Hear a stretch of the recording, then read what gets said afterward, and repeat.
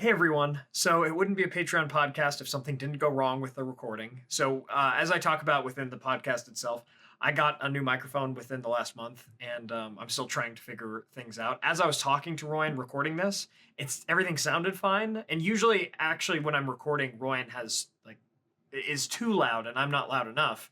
So I flipped it this time, and I'm way louder on accident than he is, unfortunately. I've tried to apply some single band compressors. I went through, learned a bunch of new Adobe stuff with Audition and all that kind of stuff. So it's going to sound pretty edited. It gets better throughout, I think, the podcast recording. Hopefully it matches somewhat. I'm so sorry about this. I hope it's not unlistenable, but we really made some good points, and I didn't want to re-record after, and it was an hour and 40 minutes, so I didn't want to re-record. Hopefully, I'm so sorry about this. Hopefully next month will be a lot better. I'm going to just really try beforehand to make sure it is. And sorry about that. I hope you do enjoy the podcast. And as always, thank you so much for your support and for your patronage. It means a lot. Please enjoy. Hey everyone, Yoiston here, and I hope you all are doing well, wherever you are in Middle-earth. Today I have with me Elrond's other twin brother, Royan. How you doing, man? That's me. Finally. Yes, sir, he made it. I guess that would make you and Elros triplets, and Elrond triplets, so I like it. Cool spot to hang. That's right, dude. You got raised by Maglor after your parents just sailed away. Epic. It's good to be back. It feels like it's been a while since we've done a podcast. So we got a lot of questions from Patreon, Discord, all of that, and a bunch of news. So we'll jump right in without further ado. All right. So our first question comes from Patreon, and it's Marion Baggins. She asks, which artifact of Arda would we most want to have and why? Gonna say the One Ring, Ryan? No. Dominate the will. No. But you go first. I'm definitely gonna keep thinking. This is kind of a hard one because when I think of the artifacts, my mind initially goes to like the weapons, because yeah. Oh yeah. But in reality, like they're not that different. Like everyone's got cool weapons, but aside from like some of the elvish ones, they're just weapons that were made cool by who had them, not because of the weapon sick. That's true. That's true. Like, I mean, yeah, you have some weapons like Anduril and Narsil and stuff that like they were made by like a cool dwarf and all that stuff, but it was especially the people that wielded them. I get what you mean. Like the Flame of the West is awesome. Mm-hmm. It slaps, but to be honest, what special power or what like it's not cool because it's like a special sword or anything. Even Sting can glow. Yeah. The letter opener. Because of the story with it and the fact that it's, the guy who's got it in his hands. True. Because it like is representative of like a small person in the world who's still able to be a great hero and all that kind of stuff. Yeah. So maybe one of the Elvish rings. Elvish ring, yeah. Because they're cool. If I could have the Elvish ring and get the powers, without the whole, yeah, the world baggage. I like it. That's pretty nice. I take that. What about you? Well, which one would you take? I imagine probably not Nenya, because if you're wearing that, this mithril light ring kind of stand out on you. But would you take Elrond's or Gandalf's? Probably Gandalf's. Nice. Pretty cool. Nice. I would say I think the Ring of Barahir, because for the same reasons you said, like with the swords and stuff, it's like, what would I, in modern society, I if I had an artifact of Arda, I would want to carry it with me at like all times or whatever. And I just couldn't justify walking into like a Walmart with Anduril on my back, straight up. Yeah, exactly. So because that would happen, I think, I would say the Ring of Barahir, because it'd be, I love the different portrayals of it. You have like two different types, like you have the Peter Jackson one that we see, but you also have a more simplistic version within the Born of Hope fan film, and I really like both of them, so either or would be awesome. Yeah. I'm with you. Oh yeah. Oh yeah. And then, like you're out on a date or something and lady asks me, it's like, hey, so what's that ring? That looks really cool. And I'd be like, let me tell you, this comes from Valinor. So there's this elf called Finrod. And then I just bring her through the whole lineage. Be sweet. Yosin is the meme of the guy at the party who's talking to the girl that does not want to be there. Yeah. And it's all about Rohirrim's trophy. See, how I see it is those other memes where it's like all the girls in the classroom like looking back at you, and it's like when they figured out you've read the Silmarillion, and it's like all the girls. That's how my perception would take it, but yeah, no, you're right. Also, so I'm drinking a beer right now, as per usual on the podcast, just trying to relax. But shout out to Tom Bombadil, who I play Battle for Middle Earth with, one of the patrons. He just graduated, and I had to create a whole new like text Discord channel for him on the Men of the West Discord server, because he's just having a goonin' time in Europe right now. So check in there to see his adventures. There has been updates already today. Oh yeah. He's I think as we're recording this podcast, he's hungover, poor guy. Oh yeah. So Anders asks, we know that Sauron reclaimed a few of the Dwarven rings. Were they still magical? Could they have been given to men and created extra Nazgul? Or were they burnt out or focused entirely on dwarves from then on? Or did Sauron destroy them and feed on their power to strengthen himself as he had lost the One Ring? Honestly, I haven't thought much about this before, so I believe, let me see, of the 7 Dwarven rings, good old Tolkien Gateway coming in clutch, I think it was either 3 or 4 that he got. I think he got back 3, and 4 were swallowed or destroyed by dragons. Sauron succeeded in finding 2, but then got the last one from Thrain. So I think he probably... LOTRO has them like in Barad-dûr during Barad-dûr's fall. I think that's kind of the most likely case, is probably he just held on to them I would imagine your theory that Sauron fed on their power is probably true, because he put power into them and probably just wanted that power back. But it's interesting, because if he would have given them to more men, likely it would have created more Nazgul. I'm not exactly... I disagree. I think that each of the rings that were made for specific races had specific powers and specific purposes for them. Well, so the interesting thing about the Dwarven and 9 Nazgul rings is that they were made together. So the Elven rings he didn't know about, because Celebrimbor forged them on his own. The One Ring was obviously his plan, but he had 16 lesser rings forged, and then 9 went to the Nazgul and 7 went to the dwarves.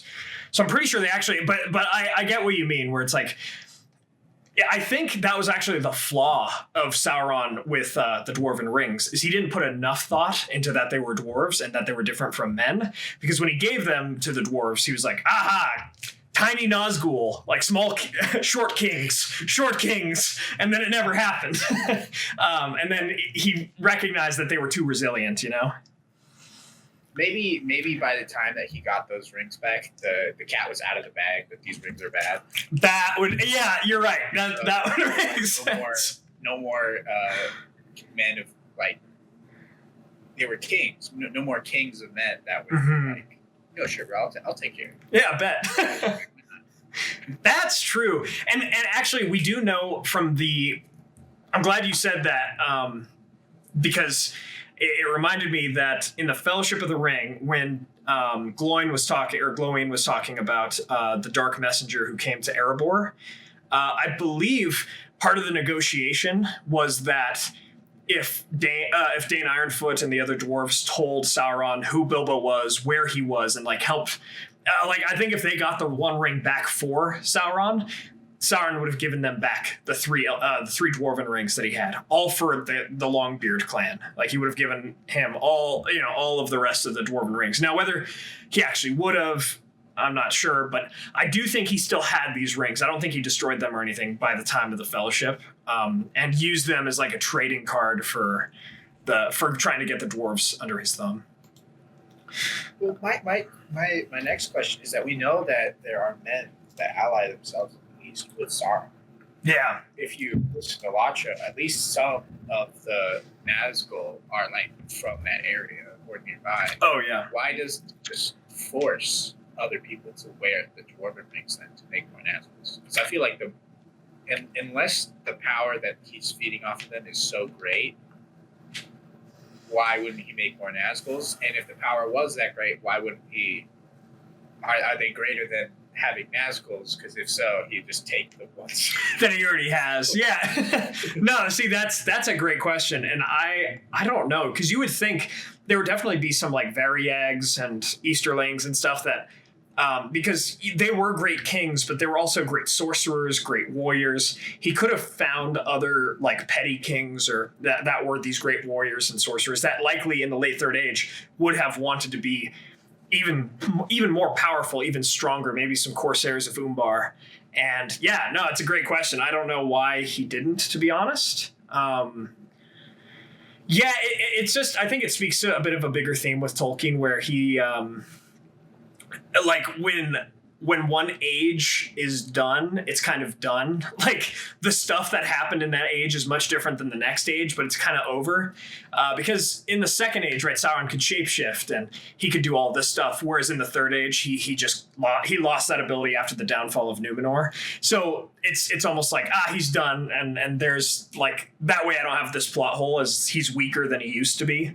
So with the theme of like the Elven Rings of Power, the Dwarven Rings of Power, all this stuff is like, he probably wouldn't in the late Third Age move them around so much. I don't know. It's really fascinating. Yeah, and it could be that perhaps it was a lie. We know he definitely got Thrain's ring back from The Hobbit, but perhaps he was lying about finding the other ones, and the messenger was lying that they even had them. Yeah, I don't know. Like, it was even, because Sauron even kind of spoke like that through the messenger, where he said, if you give me the One Ring back, I'll even give you Khazad-dûm back. You can have it. But I actually don't think that was Sauron's to give, because the Balrog would have had a couple things to say about that at the time. Well, yeah. Nobody knew that there was a Balrog there yet, so I honestly That's true. That's true. They knew Durin's Bane, this big monster, but Sauron knew, he had to have known, that like you said, it must have been a lie, because Sauron must have known that he couldn't force Moria back into the hands of the dwarves. And maybe he only had Durin's ring, but it still begs the question of why didn't he give it to another person to make a Nazgul? But I don't know. Maybe he was feeding off their power. It might be a bit of a plot hole, to be honest. So yeah, great question, Anders. Pegleg Bones Bailey asks, or wants us to do a whirlwind tour of the best places to buy real estate in Middle Earth, because we got to snatch it up before BlackRock does. Okay. So I think we should do like top 3. If you were we need to system out here. Sure. What age are we in? Because that changes everything drastically, because there's going to be a massive bubble bursting in the Valerian. Yeah, people who bought real estate in Valerian really got screwed out of that. That's too bad. I say for the purpose of this question, let's say Sauron was just defeated like a month ago. It's April of 3019. Yeah, end of the Third Age. Looking at the Fourth, it's like, I've got my family. I'm going to settle down. Sauron's gone. Where are the spots that you buy land, buy property? Let me tell you, dude, the Shire is going to be busted. True. Get it now on the ground. Hobbits just became massive news. People are going to start asking, where these guys come from, and then they're going to find the Shire, and then they're going to want to move there. So get in there now. Start your buying. Yeah, I mean, you're right too, because when Aragorn makes the edict to say that men of full size can't go back into the Shire, that makes it even more desirable if you already have that property. It's like, he made it to where it's even rarer, and I have this property in there. Hopefully you're not, ousted. Yeah, hopefully, yeah. Unless there's that, the bubble bursts when Aragorn makes that law. It's like, well, I'm out a couple gold. So now let's talk about other bubbles. Buying real estate anywhere where elves live. True. They're all they're taking their checks and they're hitting the door. So although I think commercial real estate and like in one of those places to make like a museum, that would be a good buy, but not to live there. I agree. I think so. If I were to name top 3 places, so let's give a residential place that was going to go high in value, a place that you would do a business, and then what would be a third place? A place to a country home. Yeah, a country home, or a place that you rent out when you're not there, kind of thing. So like a snowbird area. Oh, yeah. So I would say for renting out for like your country home, totally Bay of Belfalos, like somewhere close to Dol Amroth. Absolutely. That would be like It just got rated. Yeah. It was so low. Yeah, dude. That's what I'm saying. Like, and then it's eventually going to be like the California of Middle Earth. You got beaches, you've got wide open lands. You're really close to these major cities, but not like on top of them. So yes. Minutes to downtown, 15 minutes to the beach. Exactly. So right on the Bay of Belfalos, I would get the country club place. How about you? For the country, I honestly might go with Rohan. Because just to throw something different in there, I see that as far as markets go, is very stable, especially coming out of the Third Age. We had Saruman kind of ruining the joint, lowering the prices. You can get in there, you can buy your land now for cheap. You can build it up later. I like that. See, I think that's where I would put my residential home, is either Rohan or Dale. Because me, I think I'm putting my residential home in the west. I'm putting it in like Breland, because now that place got a ruler again. That's true. I was thinking about that too. Yeah, like astride Lake Evendim, you're somewhat close to Númenorean, which Aragorn would rebuild as the capital. You're not too far from Fornost. Eventually, yeah. That would be pretty good. So I'd say either residential. I'd say Dale, Rohan, or near Númenorean, like in the north there, because for the reasons that you said, because it's pretty dirt cheap and there's going to be a lot of rebuilding that happens there. I'd probably go in the west like you. Probably, Speaking of rebuilding, Arnor. The number 1 city that has been completely decimated. Osgiliath. Oh, dude. Oh, man. That would also be a good commercial area. You start a business of like, you sell concrete or something in Osgiliath. Oh! I sell concrete that has fallen and is littering the streets. Would you like a cornerstone for your house? This was once, the Dome of Stars.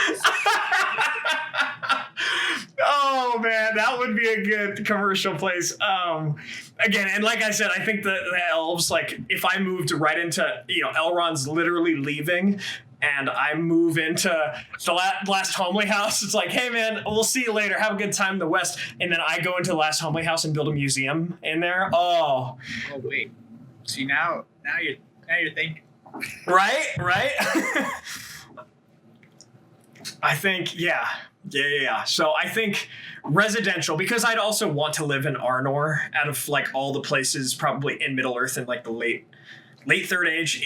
Rohan's definitely up there. I'd probably want, near Evendim, near Breland, somewhere up there. So I'd probably put my residential there, my country house in Belfalos, and then my commercial area in one of the old elven places and make a museum.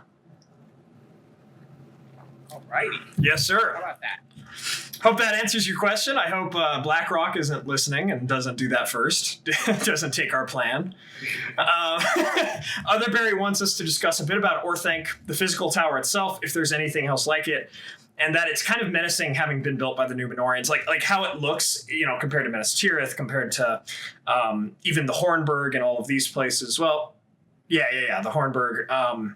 It looks more menacing than those. And did it become a prototype for all future high rises in Middle Earth? So the thing with Orthanc is, I believe the tower itself is built out of a crystalline substance from Númenor that was alike to the Stone of Eric, like the same kind of substance. I believe it's described like that. Yeah, it's indestructible. It's black and dark. There might be other hues and stuff in there, but it's pretty much all just black rock.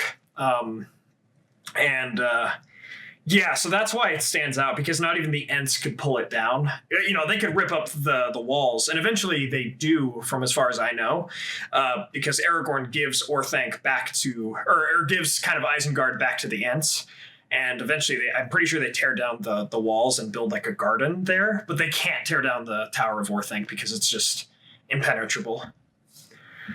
I agree. It's definitely a menacing structure, and it's a joke. It's a meme that everyone is like, oh man, this guy Saruman has like the same name as Sauron. I can't believe he turned evil. Honestly, the weirdest part is that he lives in this huge black tower, and everyone's just like, oh yeah, that's our boy. He's been our homie for so long. Yeah, no problem. He stopped talking to people years ago, and he has cornered himself in this place, but I'm sure he's fine. I think he's just reading or something. Yeah, it's I mean, it's funny, even deeper into the lore, Sauron and Saruman both studied under Aule the Smith. They both got infatuated by knowledge of dark things and by the gaining of power. Like, they're both very, very similar for sure. It's just Saruman happened in like real time, his transfer to evil, versus Sauron, it happened, you know, long the time average ago. people, especially Rohirrim, don't know anything about. Oh yeah, no. I think all they know is that Saruman used to be cool, and now he's. Oh yeah, I think the only ones who would know that Saruman used to do that would probably be like Galadriel and Gandalf. Honestly, that like who he used to be as. Radagast, bro. Oh yeah, and Radagast. Yeah, all the wizards, I guess, they'd know. Dude, good old Radagast, man. A.W. Cookson wants an overview of the Amons, the hills, and if there's enough for a main video on them. So, we have Amon-Sul. We have yes sir. I don't know if Amon Wraith, if that's just a LOTRO thing. It's like Wraith. Amon Wraith. Yeah, that's just a LOTRO thing. And then yeah, you have Amon Hen. Let me see. Is there a Tolkien Hills? I don't think there'd probably be enough for a main. It would be tough. Here's what I got, bro. I just looked up Amon on LOTR fandom page. Nice. There is? That's great. There's Amon Hen, Amon Din. Yeah, Amon Din. I mispronounce something that sucks. That sucks. Amon Anwar, Amon Rud, Amon Arab, Aram Law, Amon Guareth. Yeah, I think that's the first stage. Amon. Yeah, it is. Amon Darthier, Amon Ethier. Ethier, yeah. I think that's Gardner. No. Wait, what? Amon Sul. Oh, there are a lot. I guess I could. Yeah, I didn't. When you're saying these, I'm like, oh yeah, that one. Oh yeah, that one. Amon Law is at the Fall of Raros. I remember that. These I don't. I don't remember what Amon Arab is. Could you send me that list? Thanks. Yes, I will send you this. Thanks.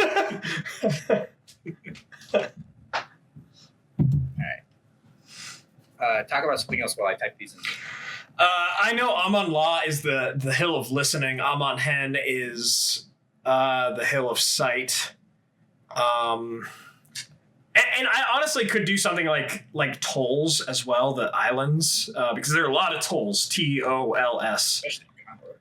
Oh yeah. Nice. Okay, so Amon Hen, seat of seeing. Amon Din, that's one of the beacons, I believe. Amon Din. Oldest of the 7 beacons. Amon Anwar, that's the burial site of Elendil and where the Rohirrim and Gondorians took their oaths to each other. Amon Ruth, that's First Age, that's the Bald Hill, I believe. Amon Ruth. Yes, that's the Bald Hill from Turin's story. Amon Lank, I can't remember that one. Amon Lank, that's... Oh, yeah. That's the hill upon which Dol Guldur is built. Huh. Does the hill that the son of Eric is on, is that just... I think that's just called Eric. Yeah. Eric, maybe? Oh, that would make sense. Amon Eric. Amon Ereb is the Lonely Hill. That's... Let me see, where... Oh, this is in Osiriand, I think, isn't it? Yeah, Osiriand. Yes. The Green Elves were around here, and yeah, some of the Caranthir, son of Feanor, did some stuff with that. Amon Gwairith. Can't remember that one, but definitely sounds First Age. Oh, that's the hill upon which Gondolin is built. Amon Ether is the false hill that it's not one in Gondor. Ether sounds like Gondor, but it's the one that I believe the elves of Nargothrond built as like the Hill of Spies. It's like a fake hill. Quite as actually the name. Hill of Spies? That's freaking sweet. That's actually what it's called. Nice. And then Amon Obel. I don't remember that one. It was raised artificially by Finrod. Yes, sir, my boy. Amon Obel was in the Forest of Brethil. It's where the the people of Halath built. This would be actually a pretty cool video. That would be sweet. I'm gonna. You could briefly describe what each of them mean, and then what each of them did. Because Amon Ethir is where Ninor met Glaurung after the sack of Nargothrond. Oh yeah. That's right. It's a great idea. I'll add it to my phone. Your list of my list. videos. Yes, sir. I hope that helps the overview there. But yeah, there is enough for a main video. So thanks for the recommendation. Now, finally, before we get to the news section, we have Grimdark, and he asks us to for our reaction to Moorcock's critical essay on Tolkien's epic Pooh, because it's kind of a Winnie the Pooh reference. So the link to the Tolkien Gateway article is in the description. Ryan, did you also want to send me that Hill website, the one with all the Amons? That was just a search. Oh, that was. You can search it in Tolkien Gateway. You can search it in the fandom.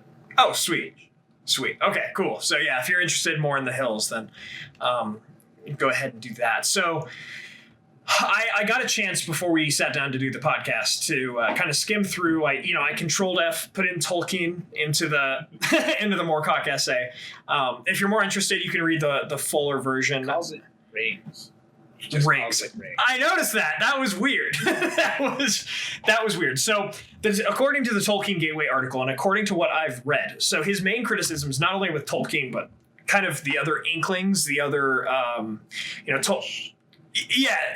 the other English authors, but also the ones that were in Tolkien's like friend group, right? C.S. Lewis and these folks, is that they're, according to the Tolkien Gateway article, there's a sense of corrupted romance, which we'll get into, as Tolkien identifies with Anglican Toryism. Ryan, I'll have you explain that in a second. And the defining traits of this attitude are anti-technological, anti-urban, according to the Tolkien Gateway article, and misanthropic. That's a word that does come up a bit in the document. So we'll break this down. So the corrupted romance, that aspect that, from what I can tell, Moorcock argues, is that Tolkien. It's weird because I wholeheartedly 100% disagree from what I've seen with this. Like Tolkien, I've always said Tolkien seems to be one of the most romantic writers that I've seen, because if you go back and read like Mary Shelley and Frankenstein, like Royan and my English teacher had us do in high school, like if you read some of these romantic literature like classics, Tolkien does remind me in ways of them, because he spends so much time on the settings, on the hearts of the characters, how they feel, what they look like, what they hope to achieve, right? And he uses this really, in my mind, ultra romantic language to describe such things. I mean, and again, not romantic in the sense of like necessarily love, although he does that very well too. It's romantic in the sense of like he'll spend time talking about moonlight and how that changes with the trees and sparkles with people's eyes, and how Durin looked into a lake and he saw a crown of stars appear. As the quote, literally, as gems upon a silver thread above the shadow of his head, right? That's from the Song of Durin. And, I'm like, how is that not romantic in the sense of like how you describe, how you use descriptors? So I don't know exactly what he means by that. I guess I could read more into the essay to kind of try to understand. But I think it has more to do with how Moorcock looks at how he approaches people, which, yeah, Ryan, did you want to kind of get into that? So, if you've never heard of Michael Moorcock, he is a science fiction fantasy writer from the 70s. And he wrote, he was from that time in fantasy writing where you didn't write a book, you wrote like what are called novelettes in a science fiction journal. Oh. If that makes sense. So interesting. This is the depth of the 70s here. Okay, we're in it now. Where like if you were interested in hearing about science fiction or fantasy, because they are still today considered the same genre. Although I recently read Dune. Obviously, you're talking about Lord of the Rings. I'm reading The Wheel of Time right now. They're very different in scope, but for the purposes of like genre, the history has always been science fiction and fantasy are bumbled together. I hate it, but that's just the way it is. Maybe it's because like the archetypes of the themes, you think like they use like the classic hero, the classic villain, like maybe it's the archetypes. I would argue that science fiction breaks most archetypes. Oh, interesting. Because a lot of writers for science fiction, they have to create a past. And more often than not, they make a dystopia. Oh, that's true. If they're not making a dystopia, they're trying to fight off a dystopia. That's fair. That's fair. I guess, yeah, I don't have too much exposure besides like Star Wars and stuff to a lot of like the wider sci-fi genre. So what you see in Star Wars is a lot of like fantasy, right? The classic good, the classic evil, things like that. But yeah, you're right. Most, from what I can tell with like Dune and stuff, like from, most of those, yeah, they have this dystopian part of it that Star Wars doesn't really have too much of. Star Wars is fun. Yeah. Oh, yeah. But it's a space fantasy in a sense, not necessarily a sci-fi, I guess. But yeah. Yeah. So Michael Moorcock's like, he doesn't have, well, he does. He doesn't have like a book series like you would think of today, but he does have like a collection of stories about this character whose name I've forgotten because I've never actually read anything that he's written, and I want to preempt this right now. I did not completely read Epic Pooh. I have not read anything by Michael Moorcock. Honestly, I have read by Tolkien. But anyway, what I understand from going through a lot of information is that Michael Moorcock's fantasy and his science fiction writing is like, it's hard to describe in words because this is out of my wheelhouse, but it's like similar to how Game of Thrones is, where it's like examining Gotcha. romanticized and corrupting it. Gotcha. Yeah. It's, according to this Wikipedia article on him, his writing fostered the development of a science fiction new wave where, you're in like these dystopias and your characters have like real flaws, and that eventually led to cyberpunk. So like that kind of feel. Gotcha. Of cyberpunk, and you're like, oh yeah, these guys with all the neon and all that. But then when you get past it to the tropes where it's like, oh, I have this character that has a ton of real world problems and definitely needs therapy. And like, that's the kind of thing for instance, I'm trying to remember the name of the character. Michael Moorcock's most famous character, I know he wields a sword called Stormbringer. He's like this albino guy. When I read him, I always think he's an elf, but he's not. Oh, yeah, you were telling me about this. Yeah. He is addicted to drugs because they are what keep him alive, literally. Like, that's the kind of thing that we're working with here. And so when I understand what Michael Moorcock writes and the way that he writes his characters, I'm not at all surprised that he looks at Tolkien, where everybody in the story, with the exception of, like, Sauron, is, like, at worst, a good guy that was corrupted. even Sauron is, because that's what Elrond says, is even Sauron was good in the beginning. So, like, if somebody like that looks at that and then rolls their eyes, like, there's really nothing you can do about that. It's like when you take George R.R. Martin and he's like, yeah, Gandalf should have stayed dead because, in my world, there's consequences and there's, like, bad things happen to good people. That's just not what Tolkien, like, wrote. Yeah. His writing was about hope. It was about that nothing can go too far bad that it can't come back again. Yeah, exactly. And, like, there's a religious sense within Tolkien's works as well of, these religious archetypes that, there's nothing that's necessarily, like, too far from the light.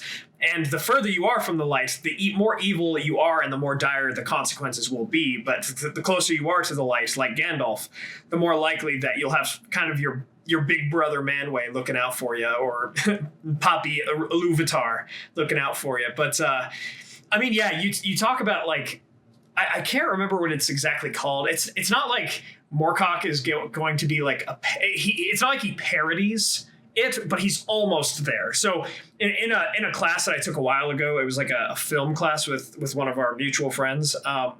We talked about this cycle that culture kind of goes through. I can't remember. I'm sure it has a name, but I can't remember it. It's like when something starts and it's almost like a new wave, and it's really interesting and, like, revolutionary, and then you go into, like, examining the archetypes and really pushing the archetypes to its extreme.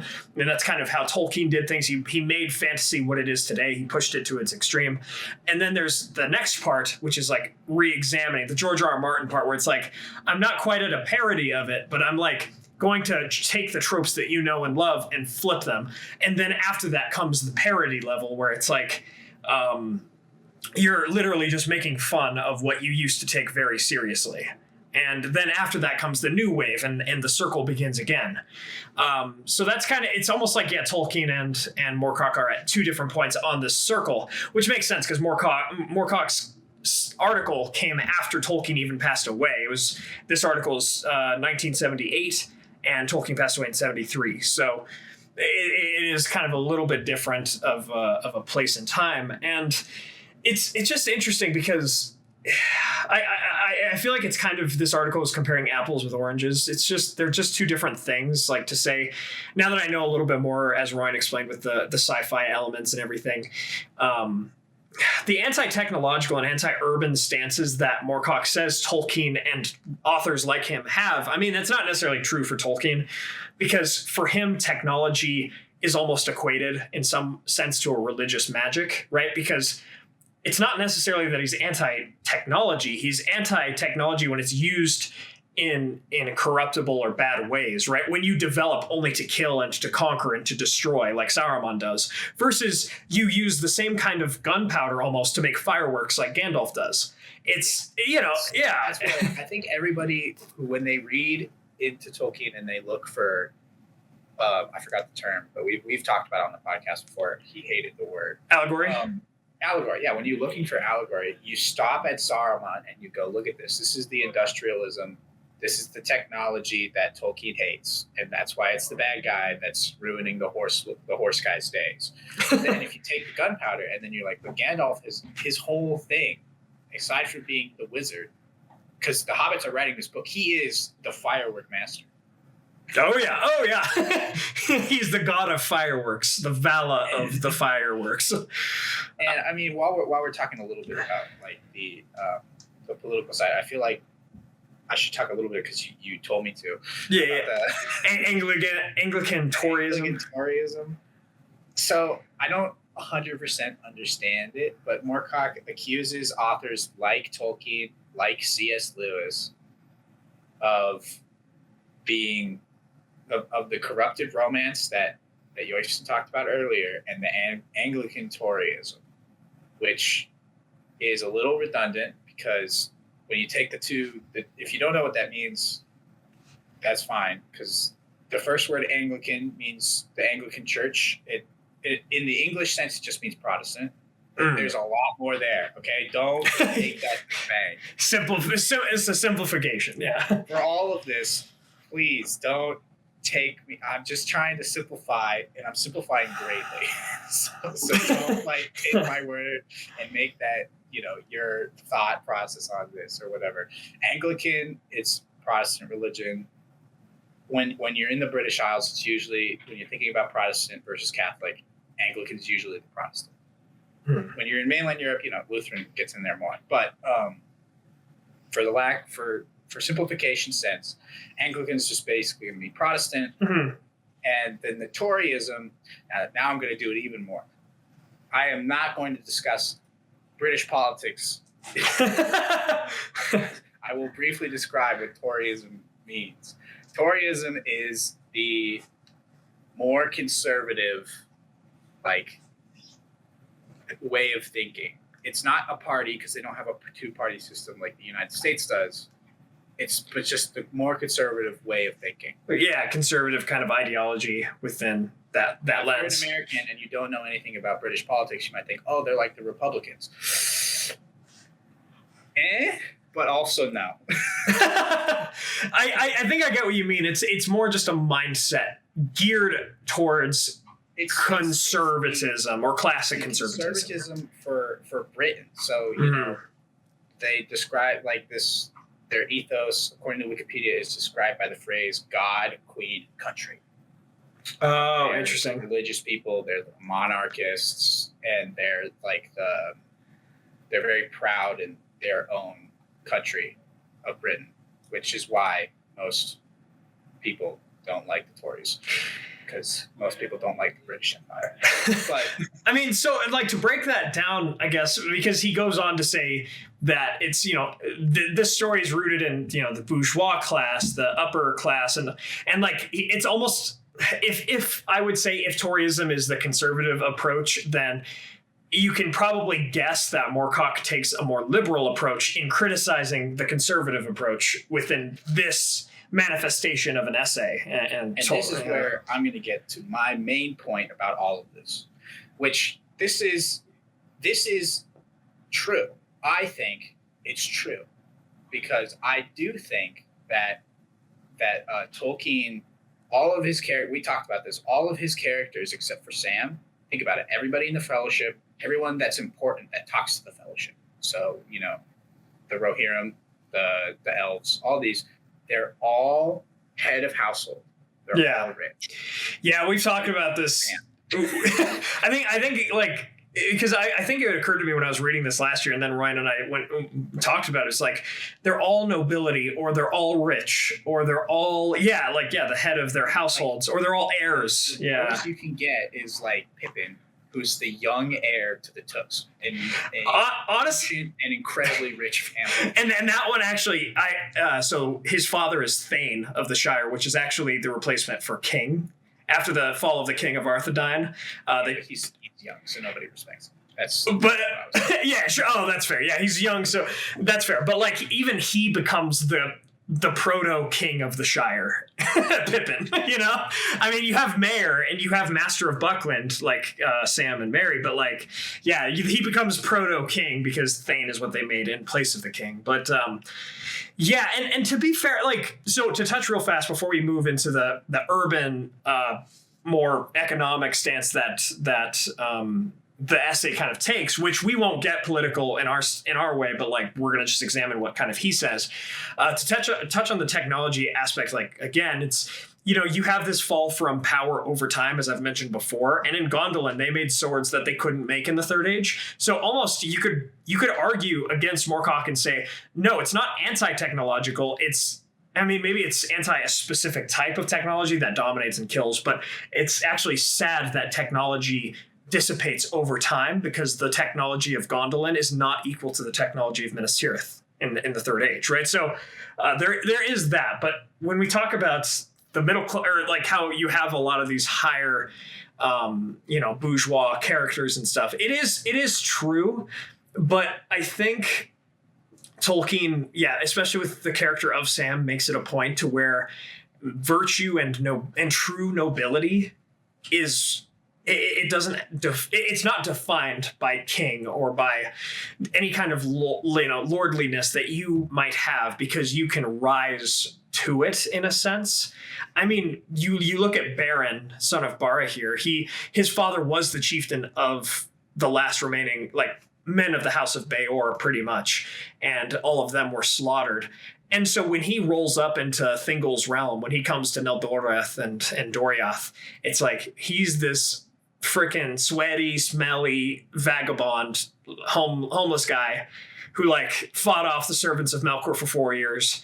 But he's just a man. From Thingol's point of view, why should this sweaty man be able to marry my beautiful highborn half Maya daughter? And it's throughout his story that he proves, rather than from his nobility, sure, he does come innately from a bit of a chieftain class. He was never a king, but he comes to earn the respect of a king of a different race, of the elven race that sees himself so high above men. So you have these elements of kings and lords, and that they are the ones that kind of are the main or the more main or supporting characters. But it's just, I think to leave it at that, I guess that's my point. To leave it at that, is short-sighted. What I was trying to say is that I think it's true. I think that almost all the characters in The Lord of the Rings, and for most of the Silmarillion, are these nobles and these bourgeois, but it's not like the message that's being made here is that they are the best people and everybody else sucks. Sam is the best character in the entire Legendarian. Sorry, kids. In a sense, he does have the highest morality in a sense, because he doesn't care about the gold, the riches, the fame. He just cares about his friend. So when I sit here and I read this, and Michael Moorcock is up in arms, look at the bourgeois. In reality, I'm just but I don't care, because it doesn't. I don't think that Tolkien is writing a bad message about it. I think it's true, but I think it's true. Almost all the characters are bourgeois, but it's not like they're ruining anything. It's not like the book is preaching, step on the workers. Yeah. And I think it's also to set a theme of Tolkien trying to say that our characters are the representations of their people. Imagine it if Aragorn was this outcast ranger. He wasn't the king of the rangers or the chieftain of the rangers. He was the outcast one, and he was the kind of the deviant. And then you see what he does, and then it's this isn't, how did you get kicked out of your, you don't represent the rangers because you're the deviant. How are they in comparison to you, right? He almost uses them as the kings or the lords of their houses or whatever, I think, to represent the people at large, right? You look at Denethor and how much despair he had. You could argue that despair was the despair of Gondor. It was the despair of its people, the despair of its history, of its great lineages over time. And that was personified and just kind of morphed into Denethor as a character. You see Theoden, and it's yes, he's king, but he's also fallen, but then he comes back. Gandalf saves him. He finds himself, he finds honor and death and battle and glory and all that kind of stuff. And it's almost representative of, or it almost just represents the entirety of Rohan and its culture at that point in time. Versus, especially because Tolkien talks about so many different points in time, it's almost easier to say, this isn't just a lowly man of the House of Hodor. No, this is Turin Turambar, who's the son of the Lord of the House of Hodor. It's like, so he represents all those people. It's not just, he's just a nobody. He's just a nobody that's one of many, or that isn't even like his people. So we have to go back and explore who his people really are, Yeah. All right. So, yeah. So there's that. There's one last thing that we actually didn't touch much on. The misanthropic, which I had to look up. I'll look it up again just to make sure I have the. We didn't talk about why it's called food. Yeah, we did. Okay, so we got a couple more things. I know we've spent some time on this one, but so the misanthropic and the anti-urban message that Moorcock believes Tolkien has. We talked a bit about this before I hit record on the podcast, but like to say that Tolkien in any way had a misanthropic disliking of humankind and avoiding human society is wrong. I would say it's actually straight up wrong that he dislikes humankind, dislikes human society, that he's more like about the outcasts. And honestly, I would say at that point, did Moorcock, there's a little bit of defensiveness within me, because it's like, did he even read the book? Did he read it at all? Because Tolkien obviously held mankind to this high standard. Númenor fell, and that was such a sad thing for the descendants of Númenor. For the next 3,000 years and more to come, the fall of Númenor, which was the pinnacle of mankind up until that point, and for even the age afterwards, that was terrible. That was sad.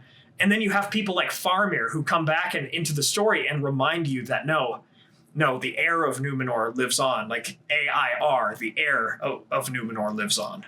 And then also the heir of HEIR lives on within Aragorn. And it's like, you have these different humanic messages. So I completely disregard that one. I reject that point, if that is the point that he was making. But he shouldn't have been using this word if he wasn't making that point.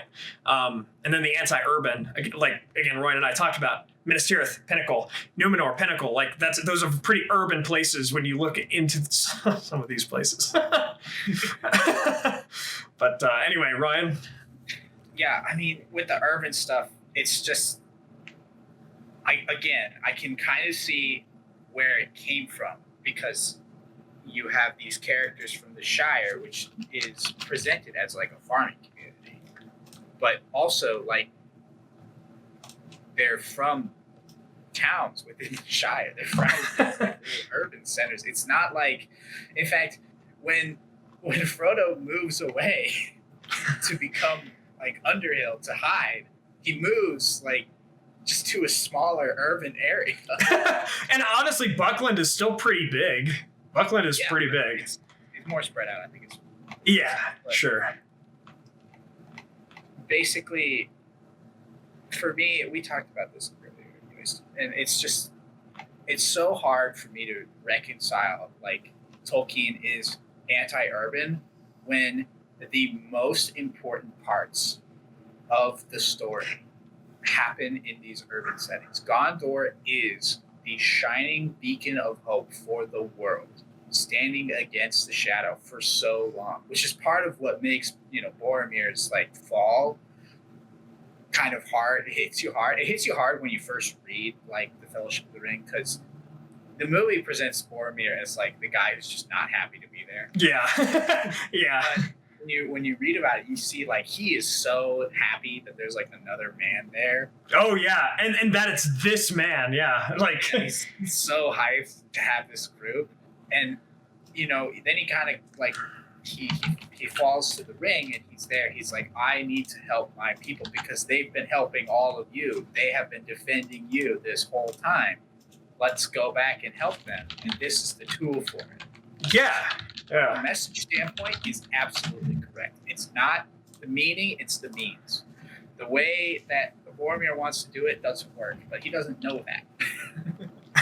He thinks that if this is such a powerful thing that we can't let him get it, why can't we use it? And everyone tells him, like, oh, we can't use it, but he doesn't really take that to heart. And so then you get to at the end of the Two Towers, I believe that's when Pippin and I don't actually remember. Wait, what? At what point in the books is it the end of Two Towers or the beginning of Return of the King when Pippin and Gandalf arrive? Oh, it's the beginning of Return of the King. It's like the first chapter. Yeah. They arrive and then they see the shining beacon of hope. All of these people who, no matter what, they're gonna stand there, and it's a beautiful city. It's like a bastion of defense. It is the representation of the strong will of men. And how can you look at that and go, yeah, Tolkien doesn't like cities? Yeah, yeah, and they're all about single location in the entire Legendarium. I would argue is Ministerial. Yeah, Legendarium. and like I think I'd agree with you too, because like Gondolin's up there, but it's more because it's memory, I think, that is actually somewhat more important than it itself for characters that who have seen Gondolin. Another massive city. But yeah, the elven people's resiliency in like resisting. Yeah, they're hidden.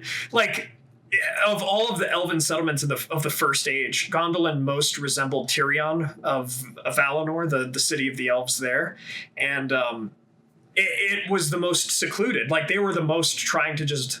I mean, you could argue Doriath was also secluded. They were trying to live their lives as well. But like Torgon just took his Noldor and his Sindar and were like, let's go build a city in these encircling mountains, lock everybody else out, and live our lives. And it's like sweet. As long as it existed, Morgoth knew it and hated it. Exactly. He wanted it gone so bad. It was such a thorn in his side. And it was such a hit on his ego that he couldn't destroy the city. He couldn't find it. Yeah, absolutely. And even amongst the free peoples, I'm going through Children of Hurin, and I was reading it last night, and like Hurin was talking to his wife Morwen before going off to the Nirnaeth Arnoediad, and he says he's like, if the battle goes ill, we have to kind of have some plan for Turin, our son, to go to. And Morwen's like, you've been to, or you don't mention Gondolin. And he's like, okay, the rumors you've heard are true. I was there once, but I'm not even going to tell you where it is. Like I swore an oath not to. And I can't, and like he wouldn't even talk about Gondolin throughout his life because he visited there as a child. That's how important it was to keep, like, again, he couldn't even tell his wife, who was another one of the free peoples against Morgoth and had more reason than many to hate Morgoth. But he would still not tell her in defense of this city, this high pride of the elves. And like, it's just, yeah. So I wonder if the guy read it. I wonder if, and Ryan and I talked a bit about this too before we started the podcast. Like, to be fair, this essay was written in 1978. Like the Silmarillion had been out for, I think, only a couple of years, if at all. But let me check. Published dates. 1977, had been out for 1 year. So to be fair, I don't know if he had the full scope of the Legendarium, and he was talking more specifically about the Lord of the Rings versus anything else.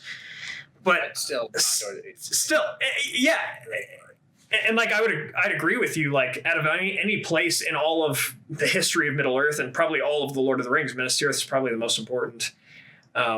It's the last bulwark of Gondor, and ever since its creation by Anarion in the Second Age, it always acted as the bulwark of the West. It started fighting the War of the Last Alliance before anyone else did. So, Gondor, and led by Anarion through Osgiliath and all that. But okay, so while I've been sitting here, I finally remembered what the character's name is. Oh yeah. So Moorcock is part of like the New Wave fantasy. Most of his stories are about this character named Elric, who is like an elf, an extra-dimensional elf-like being. Extra-dimensional elf-like being. And what I'm talking about more with like, Moorcock was more into like this darker themed fantasy. For instance, in this world, these like elven-like people are incredibly cruel, but Elric is different than all the rest of them because he actually has emotions and he feels remorse.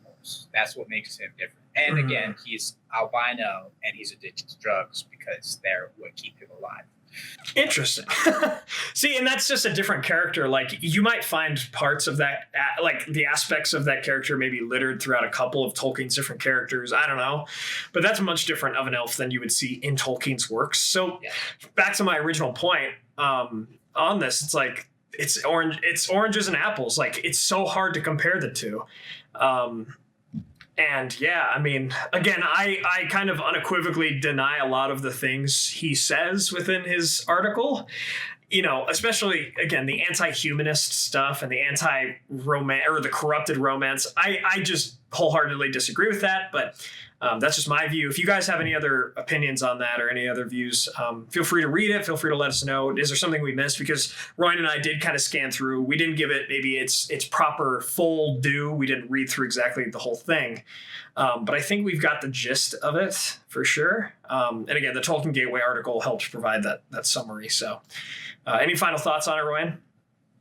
Not really. I think we've talked a lot about it. Yeah. So before we move on to news, I forgot about this one until we were about to go on to news. So QuantumCatalyst asks, I have an interesting topic for the podcast. Since the Amazon show is in the Second Age, which structure settlement are you most excited to see the Númenóreans build on Númenor itself, or one of their great works we know and love on Middle-earth? I mean, for me, of course, I'd love to see the creation of Minas Tirith, Minas Anor by Anarion, Minas Morgul, or Minas Ithil by Isildur. I would love it. I don't know how far into the Second Age this will... Yeah, it really depends when the setting is. Yeah. I mean, I'd love to see Elendil and Anúminas. I would probably say that would be my number one is Anúminas, since we've never seen it on screen before.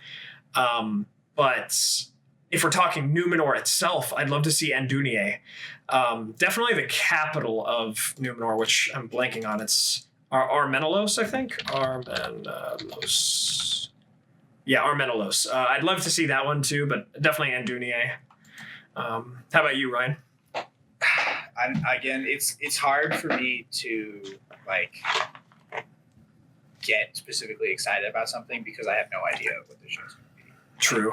What part of it the show's going to be. I think it would be all of the places that you just listed, Minas Anor, Minas Ithil, Anúminas, and Númenor are all places that I'm immensely excited to see, but I'm trying not to like put all my eggs in a basket. Yeah.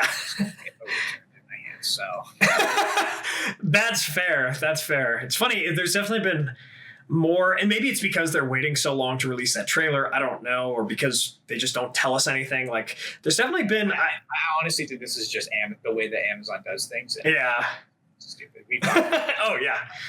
I ranted about it then. I can rant about it again, but no, I mean we'll move on to news, but I just think it's interesting because even over the past like 2 or 3 months, I've noticed an uptick, like almost an extreme uptick of negativity surrounding the show, and not a lot of positivity. And it's weird because almost nothing's changed, but now everybody's very skeptical and cynical about it, which is interesting. I think it's mostly just frustration. Yeah, that's probably The longer, once you announce something, the longer you wait until you add more like content to something, the more time people have to think about it. And then if you don't have anything for them to think about, they just get frustrated. So that's true. And it's not hard to find them, it seems. So that's true. Again, they announced the show about 4 years ago, almost. So I can't believe it's been 4 years since they announced the show. I know, right? It's insane. But I actually think it was long. I think the rumors were going on early 2017, but it was officially announced in like November of 2017 because I remember making some video on it after it was announced. But yeah, I mean, dude, they released that trailer. I'll make another video talking about the trailer, but like they gotta release it. If it ever happens, where was this? The team that was going to develop it was hired in July of 2018, but it was announced in a year or so before that. Gotcha. So yeah, I think you're right. It has been like 4 years. It's crazy, man. They bought the rights in November of 2017. That's when they bought the rights. That's when it went crazy. Gotcha. Started, and then they announced that they were going to make a show. Gotcha. That makes sense. Yeah, I remember they committed like $1 billion to 5 seasons. We've heard nothing since the Second Age, which they announced twice. Yeah, they did announce that twice. I remember like one of my buddies, he was like, wait, it's in the Second Age? I'm like, you didn't he was like, you got to make a video on that. I was like, wait, you didn't know? No, you're not. You're not. I thought we talked about that. We knew it was the Second Age when they made their the map, right? Yeah, their Twitter announcement with the map in, I want to say 2018, maybe that was 2019, but I think it was 2018.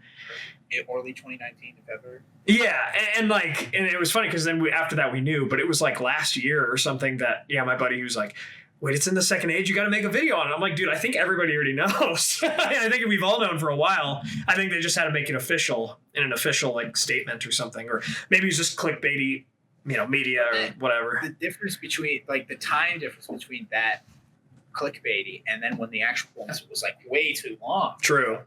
True. I knew it was the Second Age, and then 8 to 10 months later, it's like, okay, we made an announcement, and everybody's going crazy about it. It's like, I've known this whole time. Yeah. Anyway, so we'll jump into the news. So there's an interesting article that I believe it was Grimdark on Twitter sent me, reclaiming Middle Earth before the movies, and it's kind of promoting the Gollum game, talking about why you should care about it.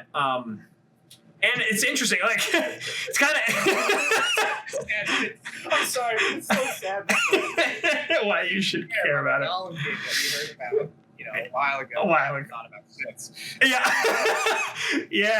Yeah. It's that's true. I don't know. Again, I wouldn't. A Gollum game, to be honest, if I were making a Lord of the Rings, even just Lord of the Rings, not even like the Legendarium at large, but just a Lord of the Rings game, something around the lore or its characters, Gollum wouldn't even be in my top 10 of games that I would make if I were making a Lord of the Rings game. But I'm excited to see what they would do. Again, because I'd want more action, honestly, like action and adventure and fighting orcs. That's a big part of Middle Earth. But story than Gollum. Yeah. Exposes himself to. Gollum, it seems most of the game is going to be set in Mordor, which is cool, but that's been done. Yeah. We had Shadow of Mordor and Shadow of War, and although they had their very, very received criticisms, as the casual viewer, the casual fan, I know what Mordor is like now. I don't need to see it again through Gollum's sneaky, beaky style. That's a little CSGO reference for you there. That's a little CSGO reference for you. But let's explore something else, huh? let's go back to the Wilderland. Yeah. We saw the movies of the North with the Hobbit trilogy, but there's a lot more there that was not explored very much, if at all. Yeah, I mean, honestly, and they've done so good with so little before. What's that game? War in the North? Is that what? Yeah. A game that is completely without help from the movies, but they make it work and it's great. So. Yeah. I mean, that's what I mean. Any of those kind of topics feel a little bit more. If I were creating Middle Earth, like a Lord of the Rings game, again, it would be exploring Arnor. It would be, exploring parts of Gondor, their war with the Easterlings, the Gondorian Civil War, all these things, which is we get to see. We get to see all of these different lands, as well as some lands that we know. I mean, Gondorian's war with the Easterlings, you could see them go to Rune or something like that. You could have a mission and these characters where you go into Umbar or Harad or so, and that's where, to be honest, LOTRO time. It's happening, man. LOTRO does. LOTRO. Yes, sir. That's where it's that one does it so right, because Grey Mountains, is what we've gotten. We're getting Gundabad. These places that we haven't explored much in any medium of the Lord of the Rings, but you're getting there. So with this article, why you should care about the Gollum game and reclaiming Middle Earth from before the movies, he talks a bit about Tolkien's art and kind of how he did things to create his imagery and everything like that.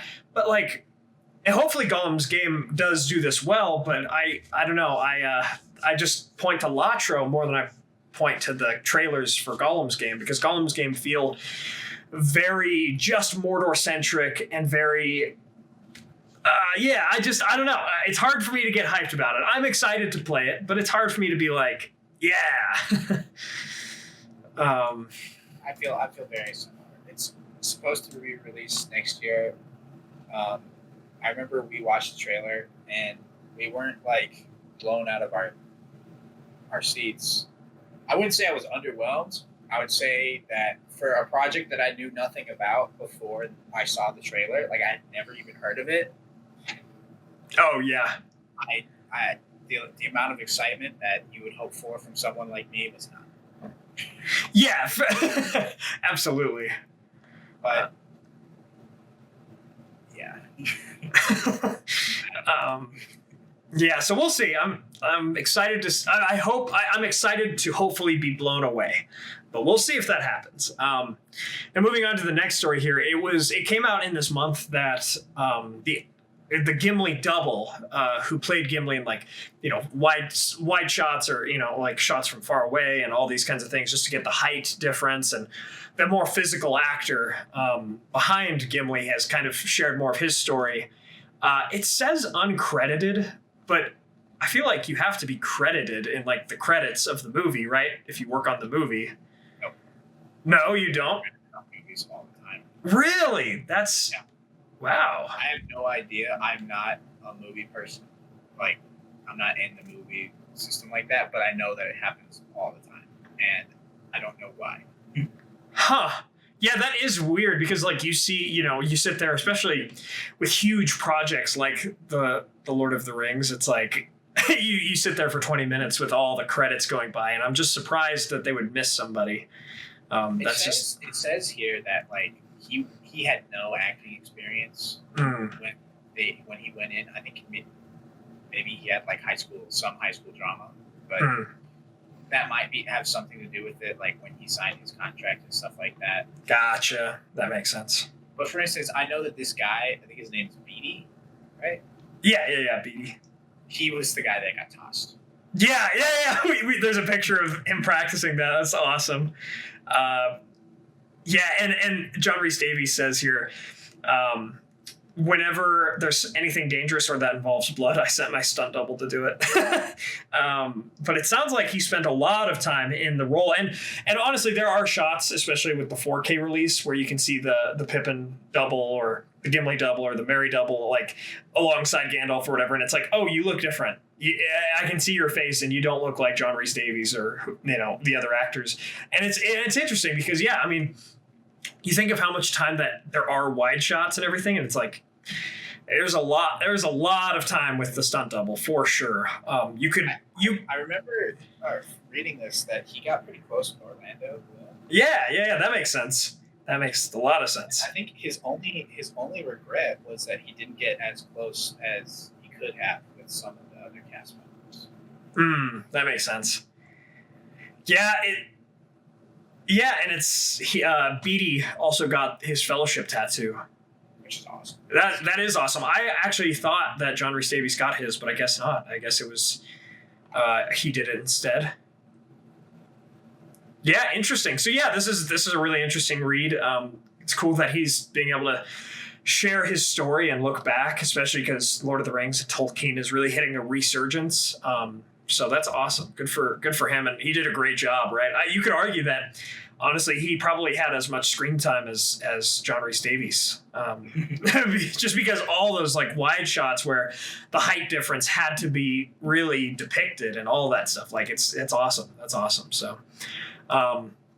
Moving on now, we have the new Lord of the Rings Rohan anime, War of the Rohirrim, that was announced a couple of weeks ago. And I talked about it a bit on the live stream. I'm excited. And I'm just surprised about a couple things. Like, I'm surprised that this medium is the one that I doubt that they were approached, but I bet that they did the approaching. Yeah. Who? Who's they? They is in the animators. Oh. Like, I doubt. I don't think so. I think that there has been a lot of high quality animation coming out of projects in recent years. I know that you can sometimes get into trouble on the internet for distinguishing between Western animation and anime. I have no idea which one this is, and I don't care. So I'm gonna say anime, and if that's if it's wrong, sorry. I don't think it's wrong because everybody has been saying anime. All the articles say anime, so I don't know. Either way, I think that a lot of animated products have been getting a lot of attention in recent years because they're able to see the high. Because for always it's been like, if you are doing live action, it's supposed to look better. That's always been the approach, right? Mm-hmm. Mm-hmm. I would argue nowadays with the quality of animation that's come out and with actual like animes that are popular right now. You don't watch any anime, right? I don't. Like the closest thing to it that I've watched, and like you said, it's Western. It's Avatar: Last Airbender. So that's the closest that I've gotten to it. So that was a long time ago. It's gotten a lot better since then. For instance, I recently watched Demon Slayer Mugen Train, which is a movie about. It's a movie anime episode, essentially. That came out in theaters recently. And it's the quality of animation that they're able to do now is immense. And that's awesome. I think that when you're working with these fantasy stuff, I think that you can really do a job now without having to worry about the costs and the production of a live action series. And I honestly that makes sense. I talk about it all the time because it's the antithesis of everything not to do. I think season 8 of Game of Thrones kind of proved that because a lot of season 8 of Game of Thrones looked bad. True. Let's be honest, and they spent so much money on the graphical effects, and it doesn't look great. That's true, and I'm very excited about this. Like I was just like. I'm just interested because it feels like this came out of the blue, right? It just came out, and now it's very. Where I was talking about how like the Gollum thing came out of the blue, and I was like, all right, this came out of the blue, and I was like, what? Right? Yeah. So it says. I think you are right. I actually think Warner Brothers approached the animation like team because the director is. And sorry if I butcher this name, but Kenji Kamiyama. Yeah, no, that's right, Kenji Kamiyama. Yeah, he did, Ghost in the Shell, Blade Runner, Black Lotus, that guy's quality. Yeah, that's awesome. Yeah, and I haven't watched anime, so I didn't know, but it sounds like, and it's Ghost in the Shell standalone complex, not the movie that came out. The movie that was terrible in live action. Yeah. should make that difference, but that's awesome. That's awesome. Warner Brothers has a lot of high quality anime. I think that the DC animated movie universe that came out over the last couple of years, I think it finished 2020 is when the last one, Apocalypse War, came out. 2020 or 2019, I don't remember. But those are some really high quality animated products. They're not as flashy as some of the. I would say that Demon Slayer has some of the flashiest effects for his animes that I've ever seen. But there's been a lot of animation that's been doing really well. I would argue that Invincible came out recently, and that was a really good animated product that, for a long time in Western audiences, animation has been synonymous with kids. And that was really good. Invincible is not for kids. I would argue Castlevania series on Netflix, although that I think is actually Western animation. Not anime, but I don't really see that much of a difference. So wait, is Invincible Western animation, or is that more classic?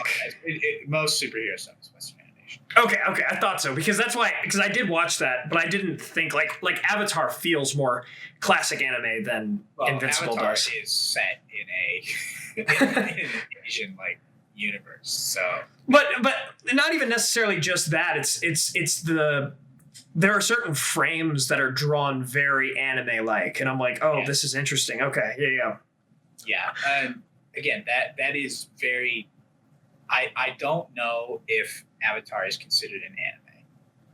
I believe Avatar may be considered Western animation. Western animation, that would make sense. But it's definitely more based off anime than Invincible was. Sure. Was more going for the cartoon feel of the comics.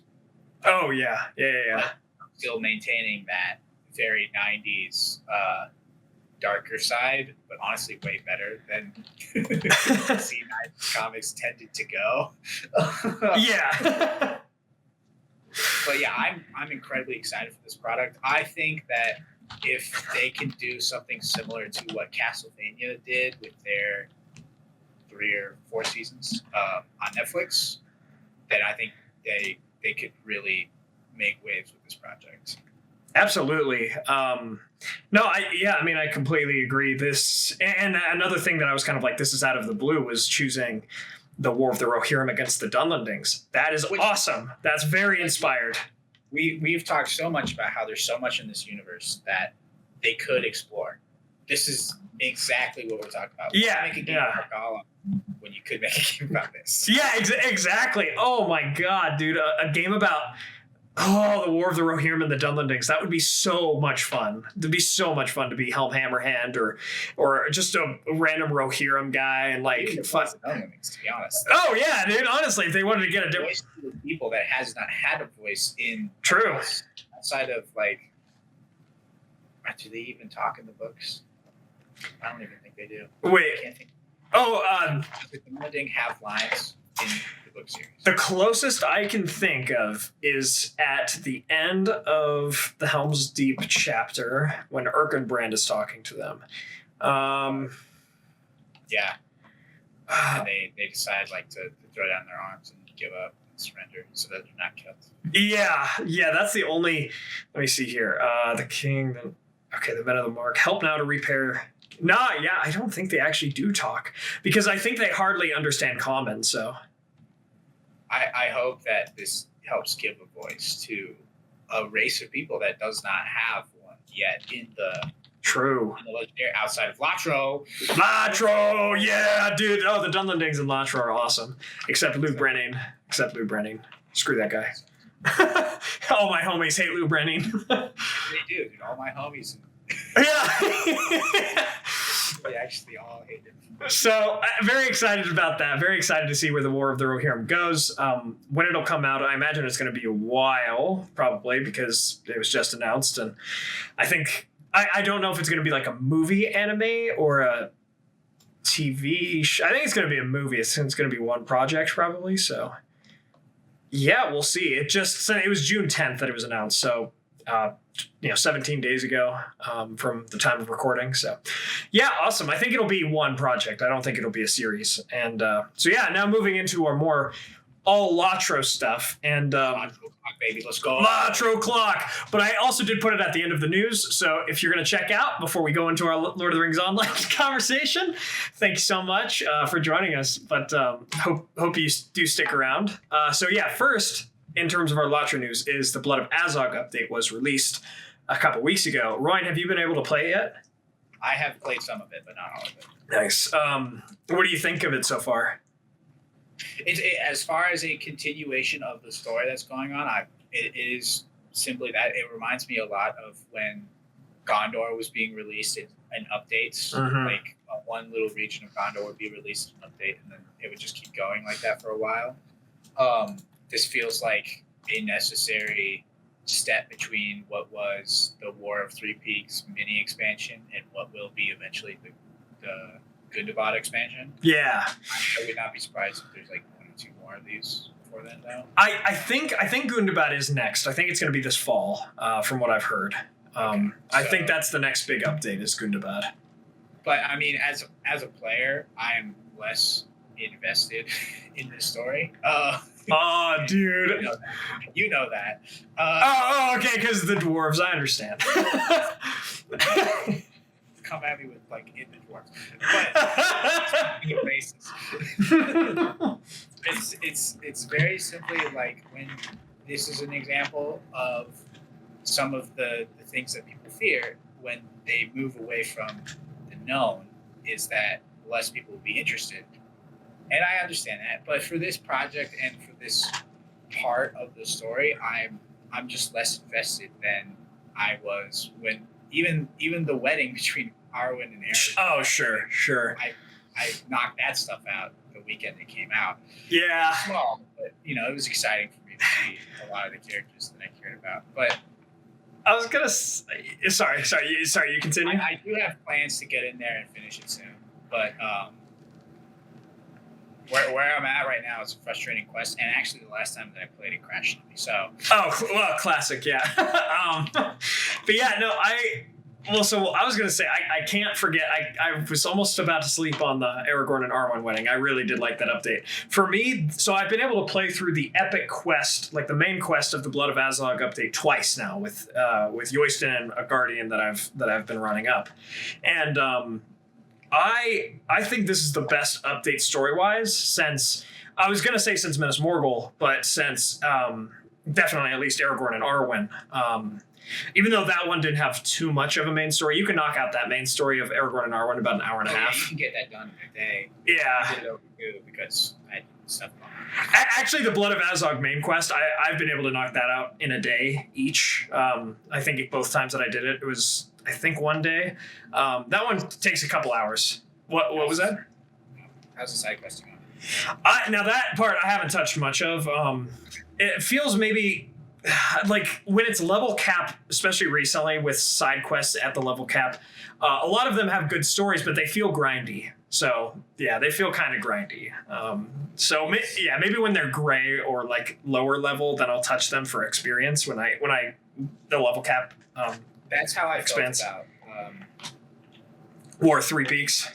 No, the other the 40 region that they came out with. Oh, Wildwood, yeah. Yeah, Wildwood. That's what it's called. I want to say Wilderland. I was like, that's not correct at all. But with Wildwood, that's how I felt. It was like doing this at level cap as Rohan was just kind of like, I mean, sure, I'm somewhat invested in the kind of story that's going on, but I'm not having a great time because I'm just moving around the map and nothing can touch me. So I think that would be best experience with like a character that is stuck in that hole between 40 and 50.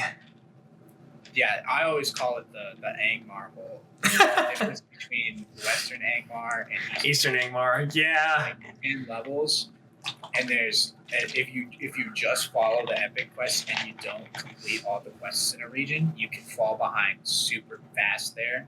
Yeah. You have to go in. You have to. After Golodir's daughter dies, actually, in the instance where Golodir's daughter dies, there's like a 5 to 6 level jump between the epic quest before that and that. Yeah. So if you're already, which happens to me all the time, if you're already running epic quests at like orange to red, and this happened with my hunter because hunter's broken as hell. Like you then all of a sudden this quest is like way purple. Oh yeah. Mordrith at the end, he's like 52, 53, and you're like 44, and it's like, uh-oh. Yeah, and I think when I was doing that, my Killen, who was my Hobbit archer, was like 42. Yeah, I said archer. Hunter. Hunters are so broken that you can take down reds so easily. Oh yeah. Target. Yeah, it's. I think that region will be very helpful for that, and I'll get a lot more into it with the next character that I'm leveling up. Yeah, I feel probably be a new class. Yeah, the brawler, because I think the brawler does come out with Gundabad later this year. But yeah, with the story of Azanul Bazaar. So I always, both with this one and when they went back in time during Minas Morgul, I was like, am I going to care?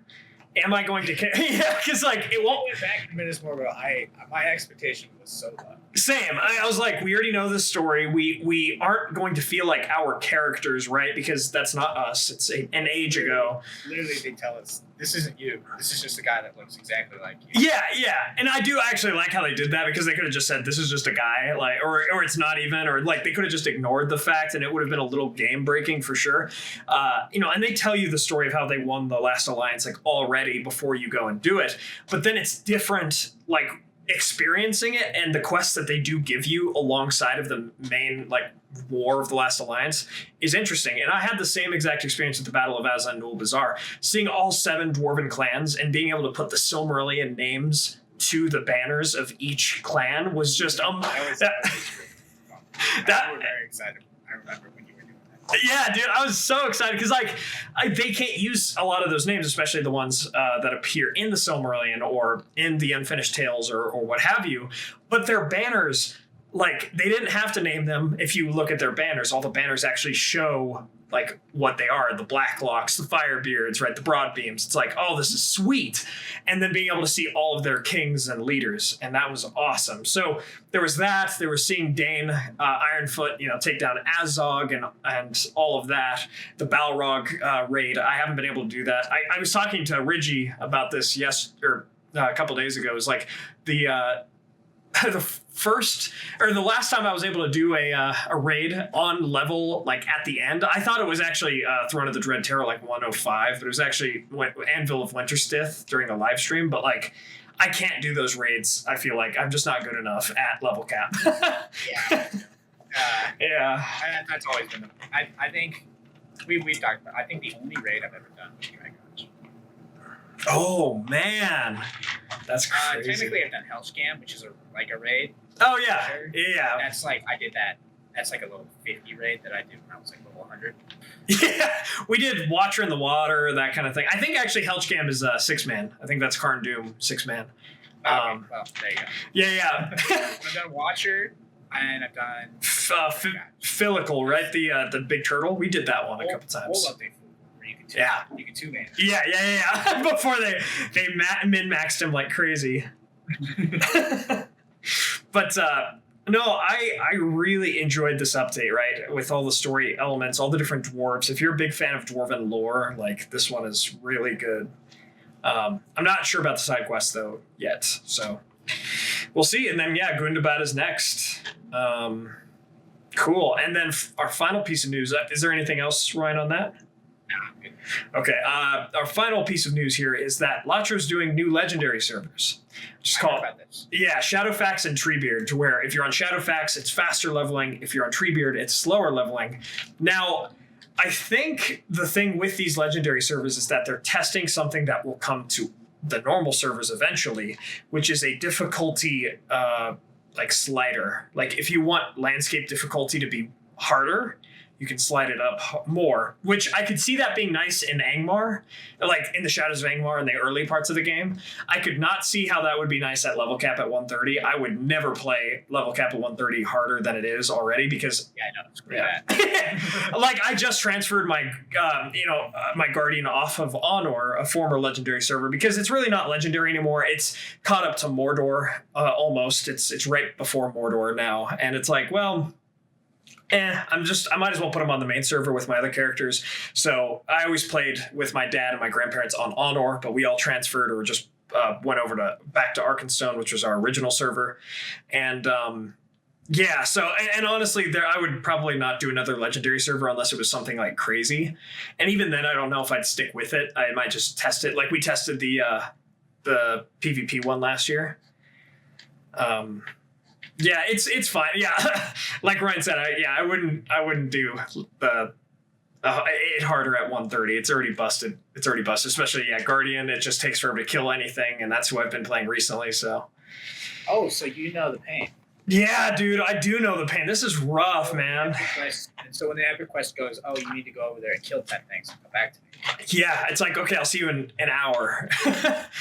Oh, dude, it's rough, man. Like, I get you now. I didn't think it was this bad, but I'm 130 with my Guardian now, and he's. I'm sure if we min-maxed it and went two-handed, we could, get a little bit better. a medium range damage, but if more than 3 things, I feel like gang up on you, you die. So. Yes, right? Like, oh, it sucks. It makes me happier with the captain, because the captain actually can do more damage than I feel like at a level cap than the Guardian can. But no, my Guardian is definitely under geared and under leveled. Well, it's not under leveled. It's maxed. It's under geared. Mm-hmm. I've just always had the armor and stuff that the quest lines give you. Yeah. I've never grinded for anything. Same. Yeah. I didn't grind for things way back then. I can't grind for things now because I won't get let into these raids. Yeah. I think the only armor that I really grinded for was when they came out with Osgiliath PvP. I grinded for PvMP armor, but then that also became very irrelevant very fast. Became obsolete. And I'm like, yeah. A matter of months. Yeah. A matter of months. It was rough, man. It was So I think that's the last time I'm probably going to do. Like, if they make grinding easier, then like I'll probably do more of it. But I mean, I've gone into the Ettenmoors with Drogard, my guardian, recently, and dude, I can't do anything there. Like, I can't do anything. It sucks. I can't even do the landscape, like fighting goblins that are NPCs. Like, I can't even do that. It's awful.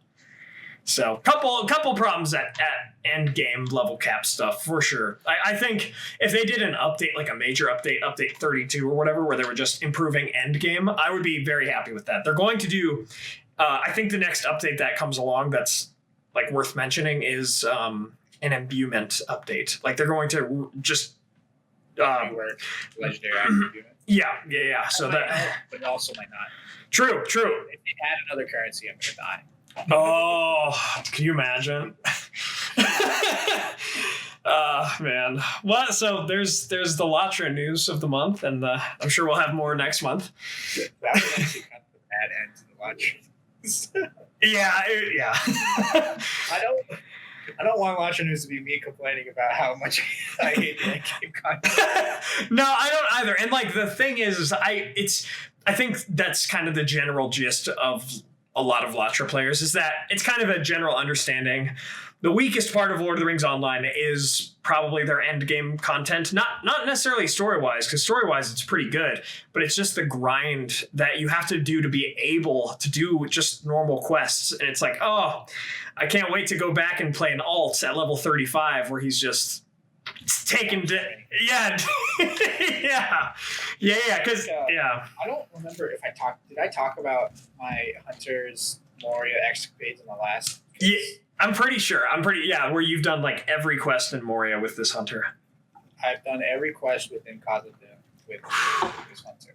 It's amazing. Not just that, not just every like major quest. No, every single quest that's available in that update, which I believe is the most. Yeah. Of any single expansion. I did them all. Why? Don't know. Because he's a legend. He's a legend, man. I'm way power leveled. I'm way over leveled for everything now. So now I just get like a smooth sail through Mirkwood, just the epic quests, and then into Rome. Oh yeah, good man. I'm gonna have a break for a little while. I'm probably gonna go back to my captain and finish out some West Gondor stuff. Oh yeah. Now that Drogard, I've been trying to power level him for a while. It feels like now that he's at the cap, I've just been doing virtue stuff and. God. That's it's kind of. I've been doing discovery deeds, which has been fun. Just like walking around, looking at places, which is fun, just to chill too. But yeah, it gets kind of disgusting. It's interesting when they update characters. Like every major update, they have like class updates as well, and that always goes to also like level 15 hunters as much as level 130 hunters. So then you have like level 15 hunters who are just broken. Versus back when the level cap was 50, when you were level 15, like everything was difficult. Life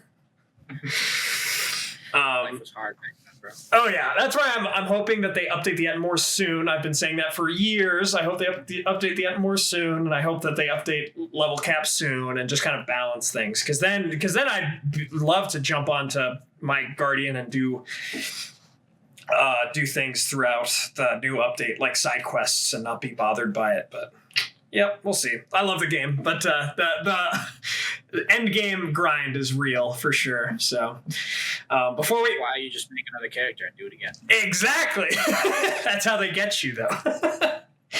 So before we wrap up here, I want to shout out our Valar tier patrons: Adrian De La Torre, Chris Ortner, Peter Sheppard, Jonathan Putnam, Mark Kralick, Blair Scouten, Tobias Göldner, Merten, John Hume, Tom Bombadil, Reggie93, Jennifer Wood, Sam McBee, Matt Sibbach, QuantumCatalyst, Elizabeth Calvert, Maz Gibbs, and Ben Gardner. Thank you so much. Thank you to all of our patrons. Thanks for sticking with us. You guys are the best. Couldn't do it without you. So thank you. And thank you, Ryan, for joining me. It's always a pleasure, always a blast. Are you there? I lost connection. I'm so sorry. No, you're good. You're good. I was shouting out the patrons, and I just said thank you for showing up. Thank you, patrons. No, you were like right when you started out, just like cut out. I'm like, oh no, what's happening? Oh, classic Discord. So many Valar tier patrons that Discord is like, no. No. stop being volunteer patron. Yeah, thank you so much. It really does help. It really means a lot. And I just had an issue with my microphone recently to where the cord just like went haywire after a D&D session. So I got so I got a new mic, but then I also got a new cord. So I think I repaired the old microphone. So whenever Ryan's back out here in our home state, I'll give him that mic. So it is helping to get us some updates and some upgrades for the podcast for Patreon. So thank you guys so much. It means a lot. And we'll see you all again next month. As always, let us know, in Discord, Patreon, whatever you'd like us to talk about. If you have any ideas for expanding the Patreon or doing anything like that, please let us know. And as always, thank you all so much for joining us on this adventure. Until the next one, my great friends.